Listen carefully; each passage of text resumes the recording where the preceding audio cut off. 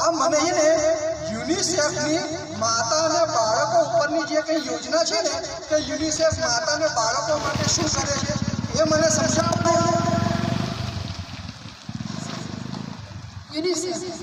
UNICEF માતા અને બાળક માટે ખૂબ જ સમાજ છે.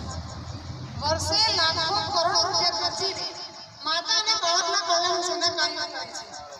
માતા જ્યારે ગર્ભવતી હોય ત્યારે તેને પૌષ્ટિક આહાર લેવો જોઈએ, દવા લેવી જોઈએ, પૂરતો આરામ કરવો જોઈએ, જેથી તેનું બાળક તંદુરસ્ત રહે.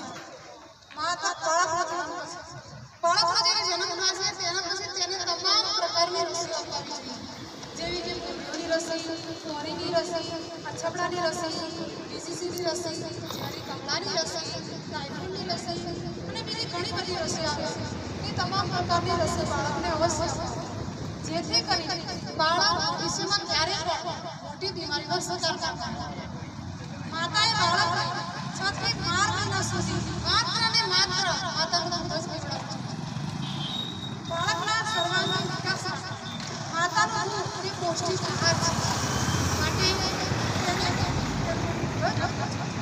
બાળક મોટું થાય પછી તેનો મોટો આહાર જેવો કે લીલી ખીચડી, બાફેલી દાળ, ચીકુ, કેળું, ગોળોના જૂસ વગેરે.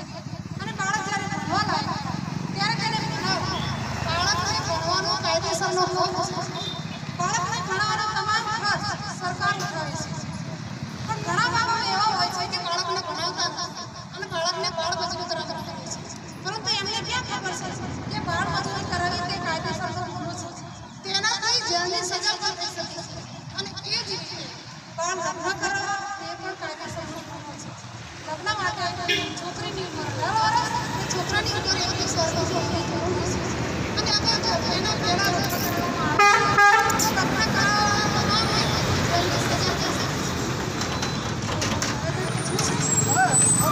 મેડમ, હું તમને એમ કહેતો હતો કે આ 5 વર્ષમાં 7 વાર એ શું છે કે રસીનું? દરેક માતાએ ખાસ ધ્યાન રાખવું.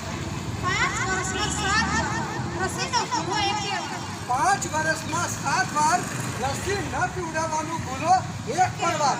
હા ભાઈ વાહ, બરાબર. આ કોરોનાની મહામારી ચાલી રહી છે તે દરમિયાન બાળકને સ્તનપાન કરાવવાનું અવશ્ય ચાલુ રાખવું. પણ સ્તનપાન કરાવતી વખતે ધ્યાન શું રાખવાનું માતાએ?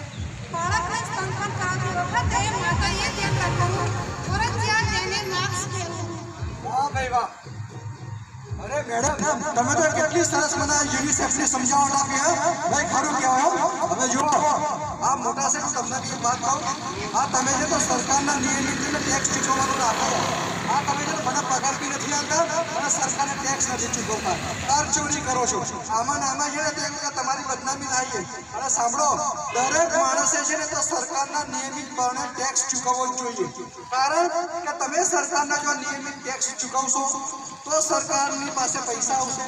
સરકારની પાસે પૈસા આવશે તો એ લોકો તમને સારામાં સારી સુવિધા આપશે, જેમ કે ગટર, પાણી, રોડ રસ્તા વગેરે. બરાબર. હવે આપણને સરકાર પાસેથી શું અપેક્ષા છે કે ભાઈ તો સરકાર આપણને તો ચોર લાગે કે આ વ્યક્તિ ઘર ચોર છે. પછી આપણને એને તો માન સન્માન આપે, આપણા હિતોનું રક્ષણ કરે, આપણી ફરિયાદોનું નિવારણ કરે અને આપણું નામ ગુપ્ત રાખે, જેથી કરીને કોઈ ગુંડો બદમાશ આપણને હેરાન ના કરે. બરાબર. અને સરકારને આપણા તરફથી શું અપેક્ષા છે કે આપણું જે આપણે કહીએ તો કાયદા સરસ રીતે પાલન કરીએ, એનાથી સંભાળ કરીએ, નિયમિતપણે સરકારનો જે પણ ટેક્સ થતો હોય એ આપણે ચૂકવી આપીએ. બરાબર. અને આપણે એને જેવું કે આપણી અંદરમાં ધારો કે જે પણ માણસ હોય કે જે આ બધું આપણું કામકાજ સંભાળતો હોય તે એનું આપણે પ્રોપર ધ્યાન રાખીએ કે જેથી કરી શું છે કે સરકારને આપણે ટાઈમ ટુ ટાઈમ ટેક્સ ચૂકવી શકીએ. બરાબર. હવે જો એક કામ કરો, તમે જઈને છે ને તો આ સરકારી તમામ કામકાજની માહિતી ને બધાને સમજાવજો. અને આપણા નાના શિક્ષક ક્યાં રખડતા ફરે છે, મારે એમની પાસેથી કેટલીક યોજનાઓની જાણકારી લેવી છે. તો તમે જાઓ અને એમને ફટાફટ તમે બોલાવે છે. જાઓ. હા જાઓ જાઓ.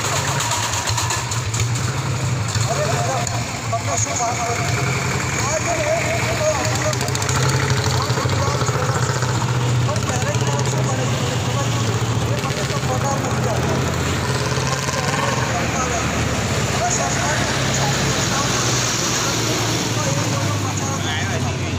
તો અમારા નાના નાના સાહેબ જો નાના સાહેબ નામ લેતા જ આવી ગયા. અમારા નાના સાહેબ છે ને સરકારની ઘણી બધી યોજનાઓ બહુ સરસ જાણે છે અને એના માટે છે ને તો એ છે તો ગામે ગામ જઈને પ્રચાર પણ કરે છે. આજે છે ને તો આપણે એમને થોડું પૂછી લઈએ છીએ. ઓ નાના સાહેબ આ મને આત્મનિર્ભર યોજના જે છે એ શું છે જરા સમજાવો કે આત્મનિર્ભર કોને કહેવાય? જો બાબુચા, સૌથી પહેલા આપણે આત્મનિર્ભરતા ભારતની જે વાત છે એ આપણે શું છે ખબર છે? અત્યાર સુધી આપણે મહેનત કરીએ છીએ, મજૂરી કરીએ છીએ, બરાબર, અને આપણા દેશમાં આટલી બધી જે ગરીબી દેખાય છે, બેકારી દેખાય છે, એનું બીજું પણ કારણ કે આપણે વિદેશી વસ્તુઓને, ચીજ વસ્તુઓને વધારે માન આપીએ છીએ. શું કામ? કારણ કે દેખાવમાં સારી હોય, બરાબર, પણ તમને લોકોને ખબર છે કે આપણે આપણા દેશની વસ્તુઓ વાપરીશું, બરાબર, તો આપણો દેશ જ આગળ આવશે, આપણા દેશની આર્થિક પરિસ્થિતિ સુધરશે અને આપણા ભારતનો રૂપિયો આગળ આવશે.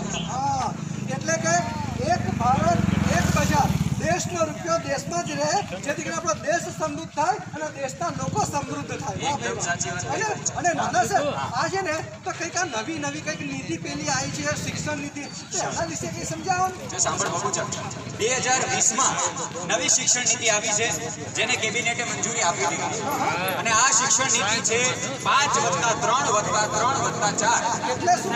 સૌથી પહેલા આપણે વાત કરીએ 5 વર્ષોની, તો નર્સરીથી માંડીને બીજા ધોરણ સુધીનો અભ્યાસ એટલે 5 વર્ષ. પછી 3 વર્ષની વાત કરીએ તો ત્રીજા ધોરણથી માંડીને 5 ધોરણ સુધીનો અભ્યાસ, બરાબર, એટલે 3 વર્ષ પૂરા. હવે આને આગળના 3 વર્ષની વાત કરીએ તો આ 3 વર્ષમાં 6થા ધોરણથી માંડીને 8મા ધોરણ સુધીનો અભ્યાસ એટલે કે બીજા 3 વર્ષ પૂરા. અને હવે વધ્યા 4 વર્ષ, તો આ 4 વર્ષની શરૂઆત થશે 9મા ધોરણથી. 9મું ધોરણ પૂરું થાય એટલે 10મું ધોરણ SSC, જેની પરીક્ષા અત્યાર સુધી બોર્ડ દ્વારા લેવાતી હતી, પણ હવેથી 10મામાં બોર્ડ નહીં હોય. હવે માત્ર 12મા ધોરણમાં જ બોર્ડની પરીક્ષા લેવાશે અને 11મા અને 12માને આપણે નવું નામ આપ્યું છે. 11મા ધોરણને હવે આપણે ફર્સ્ટ યર જુનિયર કોલેજ કહીશું અને 12મા ધોરણને સેકન્ડ યર જુનિયર કોલેજ કહીશું. અને ત્યાં સુધીમાં વિદ્યાર્થીઓને 18 વર્ષ સુધી થાય ત્યાં સુધીમાં 12મા ધોરણ સુધીનો અભ્યાસ પૂરો. અને પછી આ જે 4 વર્ષ જે કંઈ છે એ શું છે પાછું? એમાં એવું છે કે 12મા ધોરણ પછી અત્યાર સુધીમાં 3 વર્ષ હતા કોલેજ, FY, SY અને DY, પણ હવેથી એ ડિગ્રીના 4 વર્ષ થઈ જશે, એટલે કે કોલેજ ડિગ્રી હવે 4 વર્ષ સુધીની થઈ જશે.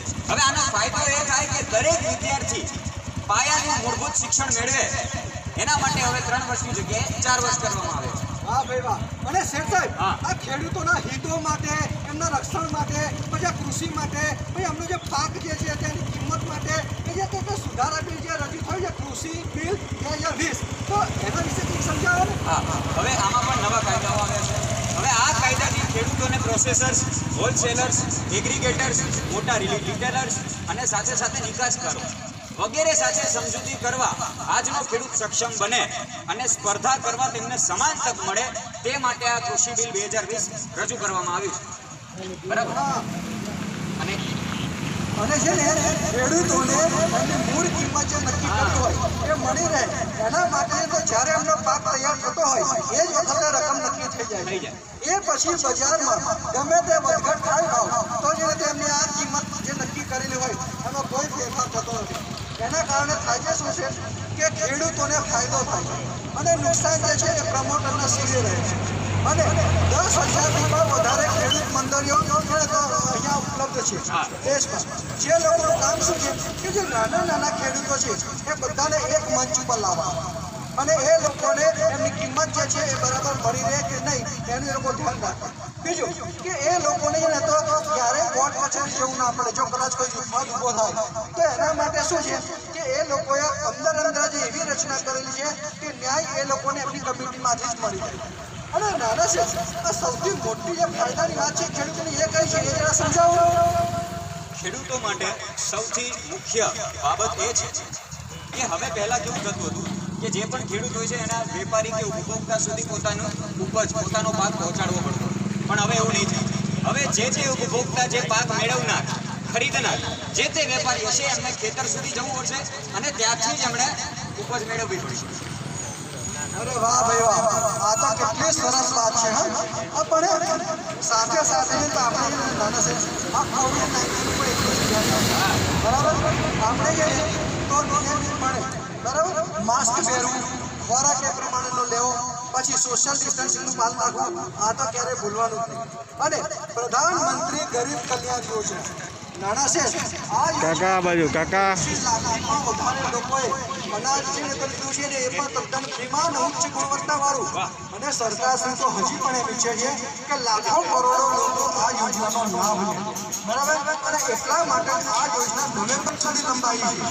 તો નવેમ્બર સુધી તમને પ્રધાનમંત્રી ગરીબ કલ્યાણ યોજના હેઠળ તમને ઉચ્ચ ગુણવત્તા સભર અનાજ તદ્દન મફતમાં મળશે. બરાબર? તો સરકાર જે આટલું બધું આપણા માટે કરે છે તો આપણે પણ આપણો ફરજ બને છે કે આપણે એમના સરકારને સાથ અને સહકાર આપીએ. બરાબર?